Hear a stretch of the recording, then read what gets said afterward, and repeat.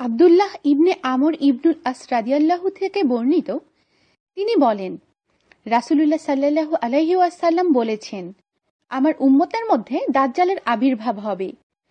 আমি জানি না সে 40 দিবস, না মাস, না বছর অবস্থান করবে। আল্লাহ রাব্বুল আলামিন ঈসা ইবনে মারিয়াম আলাইহি ওয়াসাল্লামকে পাঠাবেন। তাকে দেখতে উরওয়া ইবনে মাসউদের মতো মনে হবে। তিনি দাজ্জালকে খোঁজ করবেন ও হত্যা করবেন।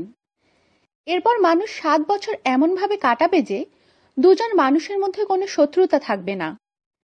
এরপর আল্লাহ রাব্বুল আলামিন উত্তর দিক থেকে হিমেল বায়ু প্রেরণ করবেন।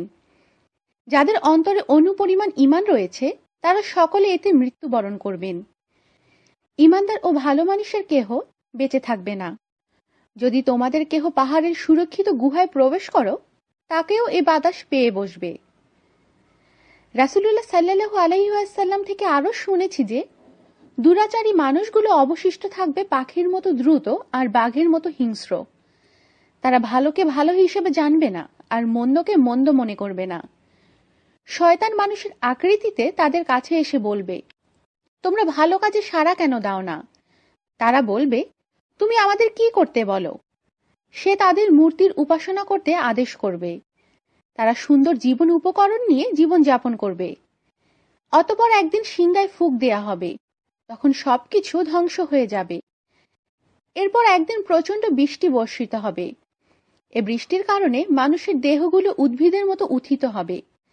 এরপর আবার সিংহায় ফুঁক দেয়া হবে, তখন মানুষেরা দাঁড়িয়ে যাবে ও এদিক সেদিক তাকাতে থাকবে।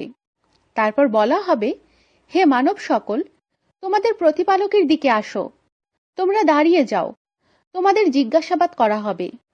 এরপর আল্লাহ তাআলা বলবেন, জাহান্নামীদের বের করে আনো। জিজ্ঞাসা করা হবে, কতজন থেকে কতজন বের করে আনব? উত্তর দেওয়া হবে, প্রত্যেক 1000 থেকে 999 জনকে বের করে নাও।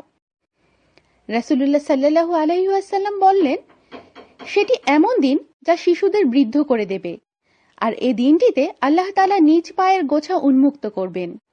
আমাদের সাথেই থাকুন আর সাবস্ক্রাইব করুন।